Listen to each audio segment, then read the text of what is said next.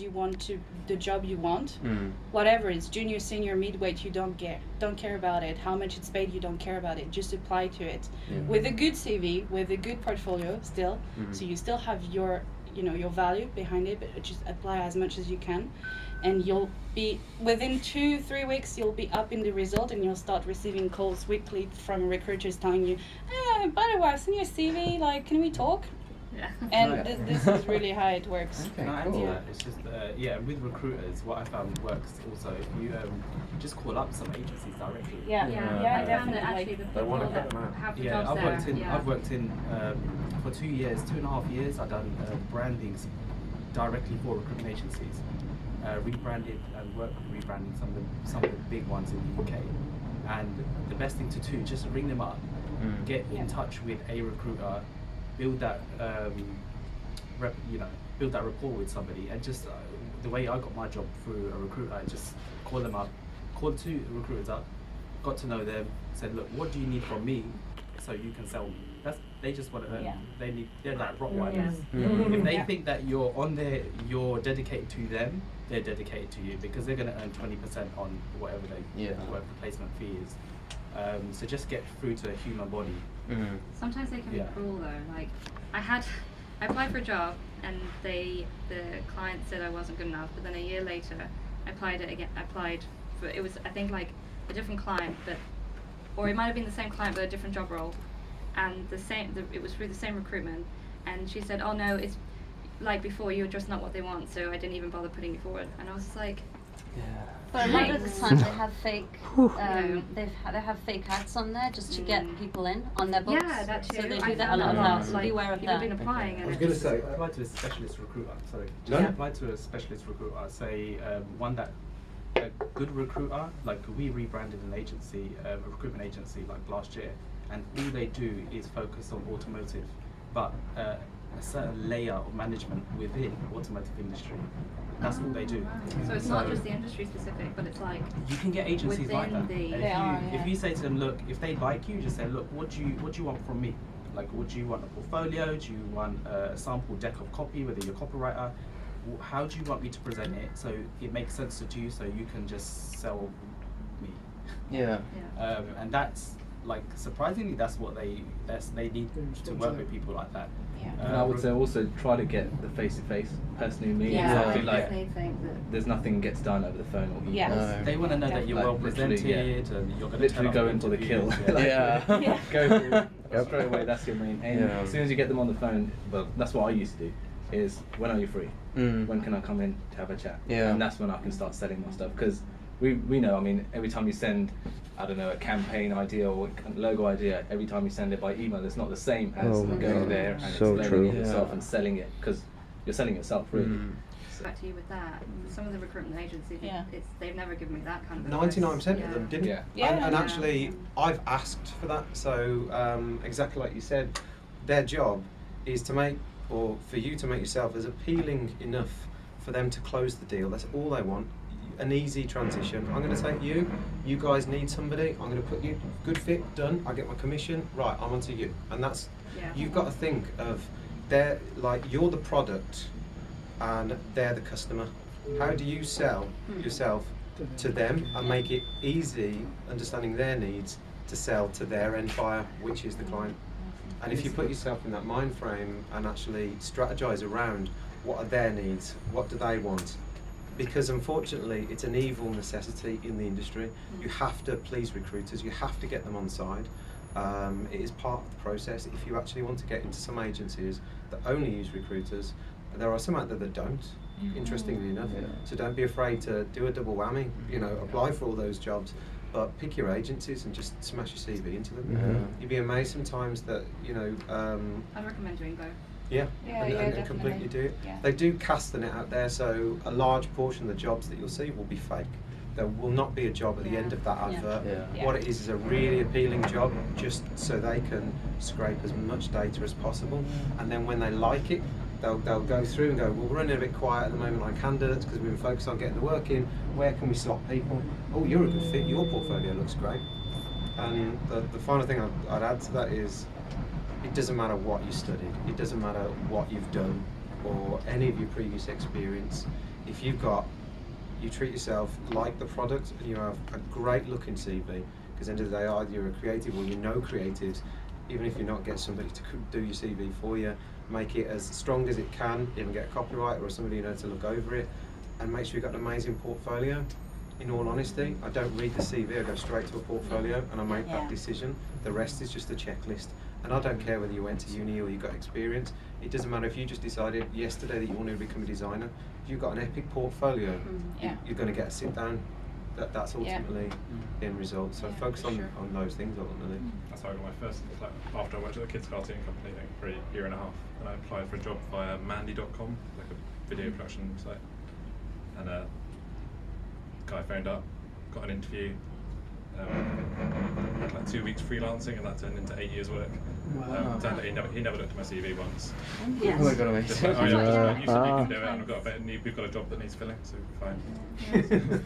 One other thing about recruiting, I don't know about permanent roles, but I know in freelancing, they never accept a job that is lower than your day rate, that you believe is your day rate, because the time you accept it, they will never call you back for the ones that are actually your actual day rate, because they'll be like, oh, because some of them they work by commission, they get 20%, so the more you get paid, the more they get paid. Some of them in freelancing is like an envelope, so they got some money, and then as little as they can pay the freelancer, the rest is their commission. So if your day rate is £200 a day and you accept like £180 a day, they will never call you back for £200 a day, and they call you for lower than that. That's interesting. Yeah, it's good to know. I learned that from an actual recruiter, like I think 6 months ago, and I was like, oh, that's why I never got the good jobs, because I accepted it because I was broke. And they got it. You're broke, you need money, I should take it anyway. That's fine. Never, it's like not lowering your standard. Yeah, exactly.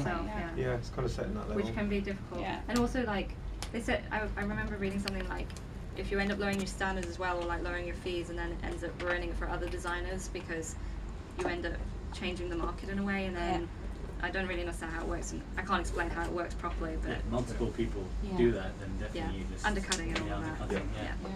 At the same point, if you want to get some experience and you don't got much of a portfolio, you might end up doing the jobs for free or for 10 quid, just so you can go to the headline. Yeah, that's what I'm doing. Like did the free internship. I did like no expenses or anything. It was just like the experience, like But also, like, one other thing is that if you're not a designer, so like someone who's aspiring to be a brand strategist, like, how would you go about creating a portfolio, or is it more to do with the CV and how your interests and that sort of thing? I'd say there's no reason why you can't have a portfolio. Just write case studies. Yeah. Just take brands that you like and analyse them, look at their target market. If you're in brand strategy, then you'll be able to identify those things quite clearly. That's and a even nice if you're slightly off the mark, it's about opinion. So my opinion on this brand is X, Y, and Z. I think they're targeting these people. You can scrape information off the internet about brands. Some of it will be strategically focused. People would have already done it. SlideShare that's connected with LinkedIn, for example. Okay. There's tons of stuff on there from either marketeers or people that are showing off their own skills, and they're not beautifully designed, but by any stretch of the imagination. But they are really strategically considered marketing plans. Just them showing off their talent for brands that they like. And you can find that sort of stuff online. And ultimately, let's face it, you've got to make it short and snappy and get straight to the point with it, because people aren't going to read through tons and tons of stuff. But if you meet that criteria and they like you, like I said, once somebody meets the portfolio criteria, I'll go back and I'll actually read their CV. But if the portfolio doesn't match, sorry, it's really limited time. You go in the scrap pile. It's just how it works. Because if you can't present yourself in a way that will appeal to me straight off, then you need quick variables to just get through. So sometimes we had because we had advertised for an internship, and over probably 130 applicants, and I've reviewed every single one of them. But you imagine how much time that takes. It's a case of, and I love the idea of people coming in and being able to learn from us. And actually all share our experiences. At the same time, I've got to run a business, so going through 130 CVs, I'm like, no, No. Bye bye. Oh, that's nice. Yeah. No, Yeah. it's kind of how it goes. You just burn through as much as possible. So it's making it as easy as possible for somebody. Yeah, if you're telling your life story on a CV, forget about it. Yeah. Yeah. No chance. Yeah. As a matter of fact, if you don't write a description in the email, so if you apply for a job and you just attach your CV, it's a no. It's the actual email that's now like the cover letter. Rather Yeah. I had to hire someone, and in the end the client dropped the project. But anyway, so I had to find like a junior designer to work with me for that project, and I realized at that moment how little time people actually have when they're looking for help, and like every emails that were more than 10 lines, I wasn't reading it. I was like, okay, let's see the portfolio, let's see the CV, okay, but I wouldn't read it. If the portfolio was really great, then maybe I would read it to see, okay, what do you have to say. But yeah, more than 10 lines is just a no because people won't read it basically. If you can ask the people that you intern for if you could use any of the work that you did for them. I was about to say, make sure you take everything with you. I've got like all the Instagrams, but I'm sort of like connected to their Instagram, so I kind of get all the notifications from the work that they're doing now. So just grab everything you can take. And I got like statistics and stuff. So great, yes. Yeah. You actually got case studies then, actually, like a real case. Yeah, exactly. So that's kind of what I want to use. You just stick it on one slide in a PDF document and literally go. He was the challenge, he was the solution, and he was the outcome, and just list your statistics. The big shame is it's just a month, but like at the same, it's still something that I can like show off and show off the ideas and behind the illustrations and that sort of thing. I mean, one quality project with like statistics and all that stuff will beat out of so many other like wasted other times that you're trying to make a logo, it doesn't work, blah blah blah. If you put that in, yes, it's quality over quantity. Can I ask something? Because I'm actually fairly new at selling brand strategy. It used to be part of my process, and then I realized, actually I can make money out of it, and this is what I like the most to do. So let's do that. So I have only had so far 2 clients, but I have no idea what do I put, because so far my case studies were obviously a designer portfolio or a director portfolio, so it's like brand identity, so the work speak for itself. It's like a description of what was the problem, who was the client, what was the target, and then boom, you got the result. But in terms of for the brand strategy, I'm like, what am I saying about it that is not going to really reveal anything of the strategic things that client surely doesn't want to be public, because that's their brand strategy, so they don't want that to be public. So I don't really know, what do you put in that? You don't need to make it public.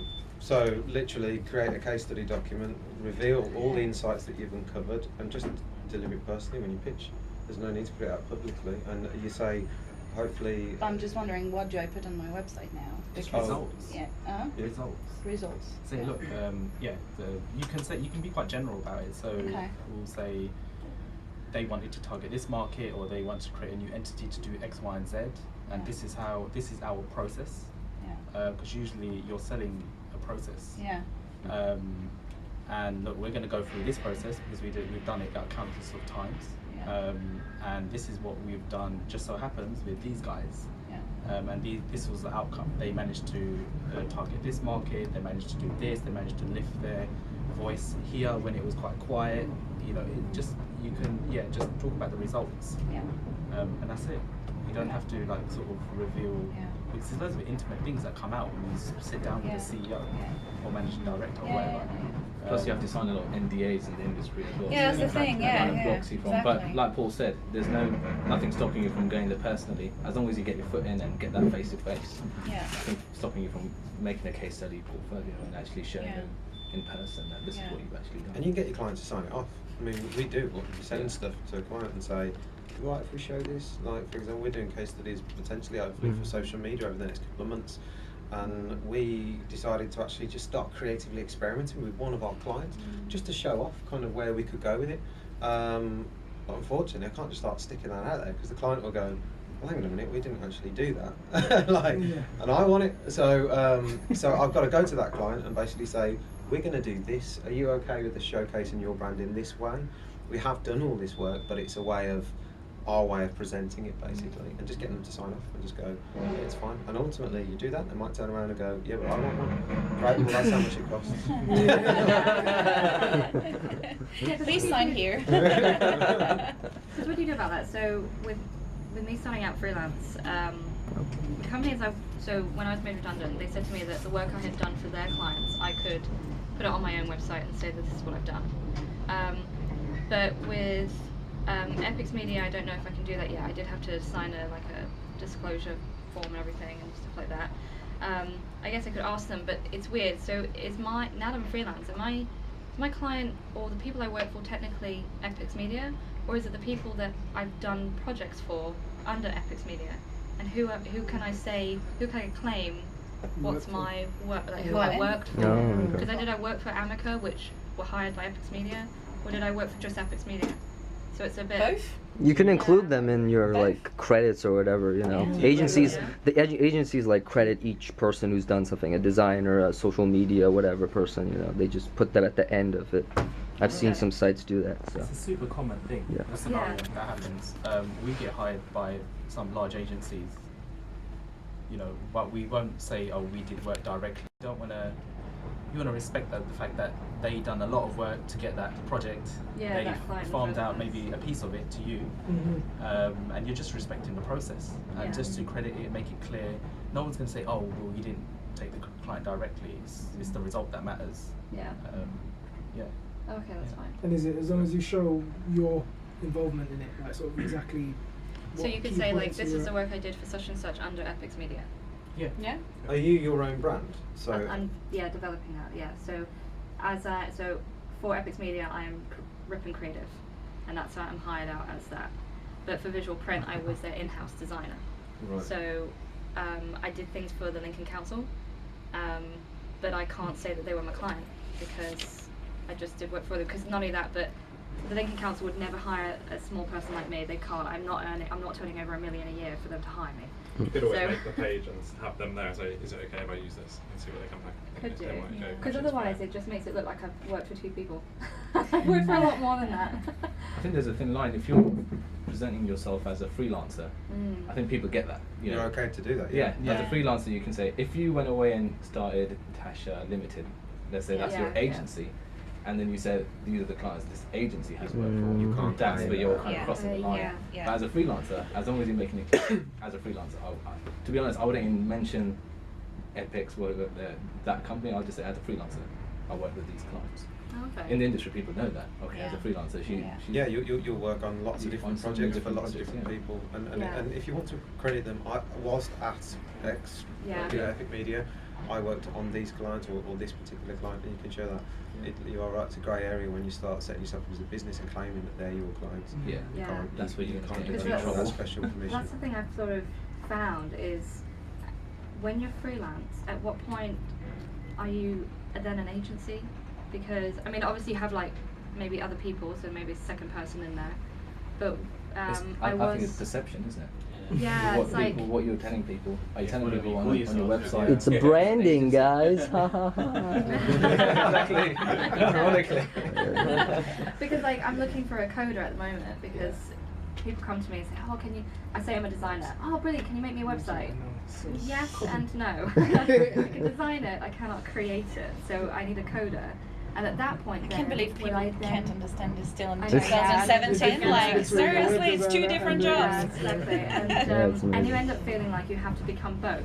So I was wanting to teach myself coding, but Epix Media, the CEO, she is a coder. So they are mainly like animation and website designer trying to be a coder and a coder trying to be a designer because there's 2 different ways of thinking. So she felt that I shouldn't be learning to code and I should hire it out. I didn't really know how everyone feels about this. I've seen some exceptional designers that are developers as well, to be honest. They're unicorns. They're a dime a dozen. I had similar advice. So Somebody they're told me unicorns. They're unicorns. They're hard to find. That's choose right, what you yeah. want to do and specialise in it. Yeah, exactly. That's what I've been told as well. Yeah, that was the advice I was given. I used to that is develop. quite a lot. I'm a designer by profession, but I've done a lot of development, so making websites, coding.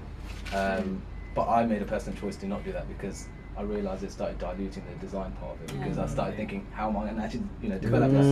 So would you lessen your design to try and fit the coding? Exactly. Sometimes that would compromise, but I would say still learn coding because it gives you a good understanding of how it works. If I hadn't coded, there's a lot of things I wouldn't have been able to do right now. So just a basic understanding. I would say, definitely. Yeah, okay.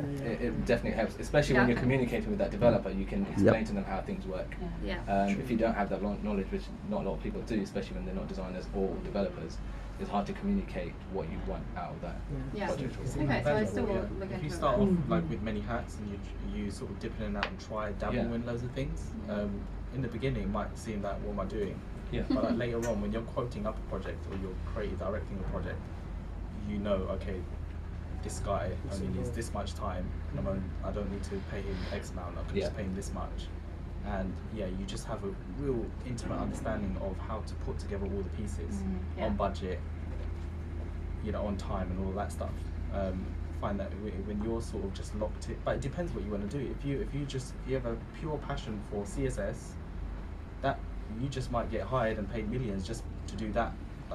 But if you're heading towards a direction where you want to be the conductor, then you're going to have to understand how the violin works, you're going to have to understand how all the percussions work and all that stuff. So it's like, otherwise you could be a badass drummer. The drummer doesn't need to be a conductor. It's really up to you. But don't be like 10 years later, oh crap, I put myself in this position where I'm trying to manage all of this stuff. Why did I do this? You can't conduct and play the drums at the same time. So So then like, at what point then am I no longer a freelancer and then I'm pitching myself? Sure. So if I'm finding new clients, am I not in my own agency then, or am I just a freelancer? Depends how you carry yourself. What is an agency? There's this term agency. Sorry to cut you. This term agency is becoming more and more broad. The more I'm hearing people talk about what's involved. So like, what is an agency? I just feel like an agency maybe fulfills more like a wider range of work, if I'm not mistaken. That's my perception of it, and that's why I call myself an agency. But I also have other freelancers that work with me to fulfill larger projects. But they're your projects, also right? As an agency. Sorry, they're all my projects. They're all my so you got those clients. Also, as an agency, I believe you manage your projects. I've got a project manager as well. But as a freelancer, you deliver some work that is commissioned to you. Like you're commissioned to do a work with a brief, and you answer to this. You're not actually managing the whole project. I see freelance as completely different. I think at the moment the way we're talking about it sounds interchangeable with running your own business, but the way I understand it is because when I was freelancing I was hired by recruiters, I went and worked in agencies, so I got hired per day, per hour, whatever, and that's what, I was working under an umbrella company in terms of I wasn't, I didn't set up my own so that's how I see freelancing, and then now setting up my own business is a completely separate entity. So I go directly to the client rather than going to an agency who has the client. So you're like a mercenary. Yeah, exactly. And an agency is like, you have a kingdom and the knights are like, all there handling everything. That's really helpful way to think about it. I used to describe myself as a mercenary. At one point agencies be like, oh look, there's this particular bit in the project we can't do it. And I'm like, okay, I'm here. Like you parachute in. You save the day, they take the glory, obviously. You get the blood money. The blood money. Hopefully not. I'd say if you look at it, if you just a soldier on the battlefield and just hide gun basically, but then afterwards, say another client would come along and just quite simply say, look, you're a designer, but I need this website built, but you design it, can you build it also? And then suddenly your business model changes. So you're hiring somebody. And then that started to reoccur often. So it was like, oh, I need photography, and I can't bother to learn how to use the SLR. So I'm like, okay, I can hire this photographer. So you're building a website, hiring a photographer, and then you're managing it. So what happened, my website went from a freelancer to, I can't remember whether it was studio or agency, but I just used a language that was necessary to communicate the fact that guys, I don't do just logos anymore. I do all of this stuff. And then the business model, the way I set myself up, allows me to make a markup on all the people that I hire. So if you just look at the business model and just add the words that communicate it. Yeah, because I think that's the thing I get confused at the moment, because I'm sort of like, I'm a freelancer, but I'm setting up I'm my own business, and therefore if you have your own business, then surely you would be no longer a freelancer.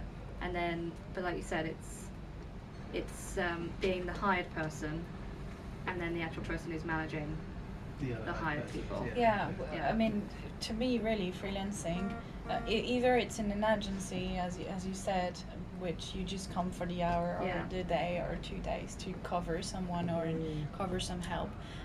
But also, I've been in touch with direct clients that were looking for freelancer to actually come in-house, but not to do design, but under the direction of a project manager, even if it's not an art director whatsoever. But so to me, really, at least in London currently, the word freelancer is associated with you're just filling a gap at a time T at a certain time where there is a need for this particular skill. And that's it. That's not more than that to me. There's no reason you can't do both as well. Like, you're Yeah, trying to grow your business when you're For on the sure, clients. yeah, same. So that's what I'm doing now. You have to do that. Freelancing, but growing my own business. That's what I'm doing as well. There's nothing I wrong was with being working a at agency this freelancer morning. to live the life, I think. Like, I had it so easy when I was freelancing, because when you understand your role as a freelancer, you go in and like, okay, where's my copy? Where's my content? It really does become streamlined, doesn't it? Yeah. Give my you just like give me All the the tools I need, brief, I'll sort put it it out together. for me. I don't want to speak to the client. I don't have that. No. It's like you're in that role.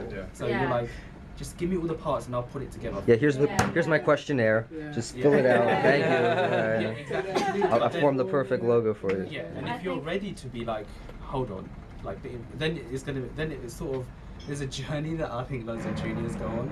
It's like then after a little while you think, hold on, this content doesn't make no sense. This site structure doesn't make no sense. I'm gonna put it together. It's gonna look great, but it's just not gonna make no sense. So the images are all low res. So then you're like, then out of pure necessity and sticking pins in your eyes, you're like, guys, you know what? Let me write the brief. And then you're suddenly like, you're writing the brief and you're like, okay, let me choose the photographer this time. And then on another project, you're like, let me choose the photographer and the developer this time because I met him and blah, blah, blah. And What I do is, hopefully I can later on have so much clients or at least... There's no chocolate! Sorry, I'm sorry to interrupt you. Go ahead. So big clients that I will be able to hire, other people to build a team around a project and, manage a team around projects, basically. And my dream would be to be able to have always the team meeting with the clients whenever, as much as it's possible. Obviously, some meetings aren't necessary to have the whole team with the clients, but is it actually realistic? Is it something realistic in the real world? To have a full team meeting with your client and their team, or with your whole team and them? With your own team and the client. I almost make it a necessity. Because that's how I feel. It doesn't always happen. Yeah. It depends on the size of the project. Do you want to waste the resource that you have available, because you'll be paying those people, right, to be in that meeting, if it's a small project, and the margins aren't worth it. But if it's a large project and it's really adds value, then yeah, of course. I mean, we've sat in a brand strategy session with a client, and Luke was there all day, and me and Luke worked flat out for the following 3 months on developing that brand, and it was an absolute necessity for him to do that. And the client almost appreciated the fact that when I was following up the meetings, now you've not met him since, but I'd still go, oh yeah, so that design there's Luca's favourite, and he'll go, oh, has Luca done this? We discussed, we're very open, so he knows the team. It's quite important dynamic. And it has actually been very useful from my point of view. Because basically, if I have to work on something for the 3 months afterwards, after the meeting, at least for the way I work, It's necessary to actually know the guy I'm working for. Even if, of course, in one meeting for one day, I won't get to the point where I exactly know him, I know what he wants or whatever. I kind of get a taste of the kind of person he is, kind of get a taste of what they're trying to achieve. Because he could have easily come back from the meeting and told me, okay, they want this, this, and this, but it's completely different if you're there. Yeah, exactly. Then, as he was saying, if it is a project for 1 week and you only have one thing to do, we did it. Yeah. He spoke with the client, came back, directed me basically, and it worked out. Everything for 1 week. But since we have to develop a full identity for them, website and whatever, I think it has been fundamental for me to be there. Definitely. I basically didn't say anything for the whole day. I was just there listening. It was because of my English was very sorry. But apart from that, I think it's been a very, very resourceful thing for me to be there.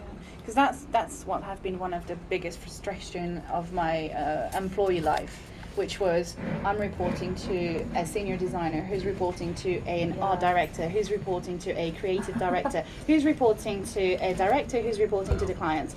How come the project is taking 6 months while we can do it in 3 months? Well, because there's so much information that is lost in transmission. Is that the whole top-down model for like communication in the business, the traditional way? Well, It's like you get in creative agencies, I mean, the one I've been to and that was really frustrating because you see like it's like just lack of productivity. Well, and sometimes that client will get in other people who want to look at it. We had a client where we did a branding for them, and then it was like a logo, and when they apparently took that and gave it to some children to understand what they thought of it. God and, like, they picked 2 logos because they said one looked like Lego and another one looked like spaghetti. And I'm like, your clientele is not children. Exactly. Why are you giving it to children? That's how they made the decision. I can't believe that. So, like, I understand the idea behind it. Like, I've seen it before on TV. Children are more creative and stuff. Yeah, and all of that. But that's if you're selling to children. Yeah, exactly. You know what happens? Some genius on the other side read an article somewhere. It's good to get the children together and get feedback. Yeah, exactly. And they've It's like the room somewhere. I go, look, I've read this. Have you read this article? And then it goes round and everyone's like, oh, this is brilliant. Let's do this. Oh God. Get 5-year-olds to brand a company. I mean, that'd be interesting. It's funny. Yeah, that was an interesting one. There's a guy that I can't remember his name. He's a graphic designer during one of the world wars and actually hand drew the posters for most of the recruitment. We talked about this recently, and it said by his children now that before he sent any artwork out, he actually, and I think they're around about 6, and the other one might have been 8. He'd call them into his home studio where he'd create them, and he'd say, "Do you understand it?" And if they didn't understand it, he'd tear it down, start again, which is quite an interesting. The main body would be the research, I would assume, but conducting good quality research where you develop a persona and understand the market from it as well. How would you kind of go about doing that? It's case by case. Like, do you get somebody else to outsource the research? So it's like a research company that does it for you, or not that we've ever done so far to date. And like I say, we're still a young company that we do everything. But I wanted to ask: is there like a generic way of saying that okay, this model will give me a message in the research where I kind of follow through? Is there like a framework? Is there? Yeah. The interesting thing about the industry is there is no set framework. Like when I was working for an agency and working with the director of strategy and planning, like his framework, it changed every client. I couldn't, there was nothing to kind of go, if that was one framework I could take and replicate. There is the future that some of you guys might know that their framework, and that bloody works, and if anything that's something you can build on as an initial framework, but there is no standard. And ultimately it's a case by case depending on what research needs to be done for that particular client. Because in university they always said to us when you got a client, just carry out secondary research, and what I always did in my groups was just do a simple question in focus groups, and we got the message. But is that too generic? Would that not The thing with focus groups is that the people will say things, but then when they go and do things, it's completely different than what they say. So I'm starting to like doubt more and more focus groups, and actually, go for, what is actually inside the brain. So like I've been researching about neuroscience and all that because it's proven very useful in branding. Obviously, I'm not an expert at this yet because I'm still learning. But there's things like signals, things about difference between wants and needs. So someone may say, oh yeah, I wanted this water bottle because so and so in a focus group, and then list logical reasons because of that, and that's probably wrong because they probably wanted it for some reason. Maybe it reminded them of their childhood, maybe it remind them when they won that prize. I don't know, whatever, but it's something usually irrational, and you have to use that to make the creative, and they'll make it stronger. It's like at the end of the day, like when someone's upset and you go like, oh, why are you upset? And that person says, I don't know. Because people don't know themselves, but they'll be doing stuff that explains who they are, but they don't realize it. So you just have to Yes. look at the mannerisms of people. Yeah. But Because wouldn't it's like that- you have Yeah. to psychologist and a designer. If you're gonna do focus groups, look at their body language when they say things. If they're doing like, just like an example, they're like, I love this, and then their mouth goes like this. They're probably don't love it. So and have one-to-ones as well. One-to-ones are much better, I think. Yeah. Of course, it depends what it is. If it's like UI design or supermarket design, they have like eye tracking and the heat maps on websites. That's true. Do A/B testing. I mean, the client that I'm working with, the client that me and the friend are working with right now is a food ordering app which speeds up delivery, speeds up the time from you sitting in the restaurant to actually getting your food, and they want to start it up in Harrow. So I already said to my partner, I was like, we could just do a simple question in Harrow, but the convenience of going to Harrow and actually standing on the high street and giving questionnaires out, people won't really want to do that. A lot of that information is also available, like demographics, from council to council. Yeah, you can buy it. So yeah, exactly. Some of it's even free. There's a lot of data on the internet, and you can find. Isn't that but that's the secondary research aspect, isn't it? The primary research in terms of diving deep into getting a persona. your research yourself. It's still valuable because the thing, even though you can find insights in it, it might not lead the full direction, but may inform certain parts of what you actually deliver. You don't have to hang everything on it, but it is still valuable, definitely exploring that stuff. But there are agencies that do just that. They organise focus groups, and they'll go out and they'll analyse the research for you, and actually they specialise in serving the data that you want. Now I haven't used them, like I say, what we do everything ourselves, or sometimes our clients have already done it. We've got a lot of businesses will have marketing departments, they just don't have creative departments. So they can serve that content, we'll tie that into the strategy, run workshops, then lead insights based around what they've already done. that's how you create user profiles with your clients. And your clients, since if they know their business really well and they know their customers very well, which I'm sure they do, you'll get amazing insights from there.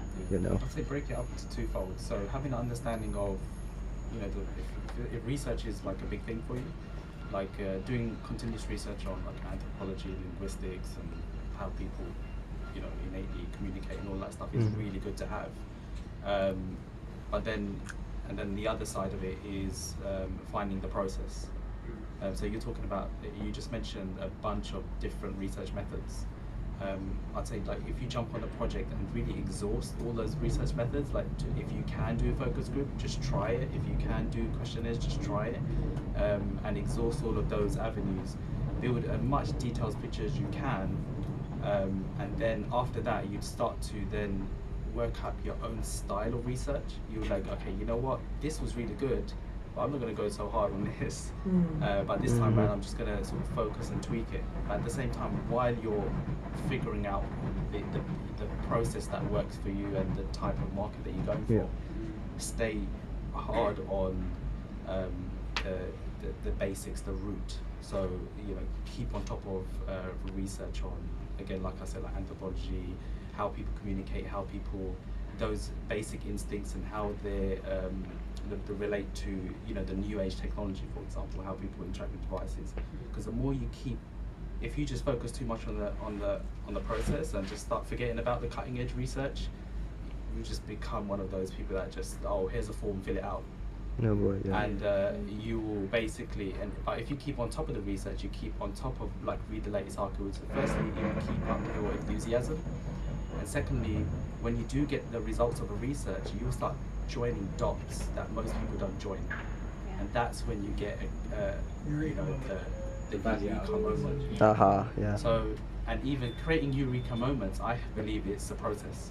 So as long as you keep that process churning, you're likely to have those eureka moments often.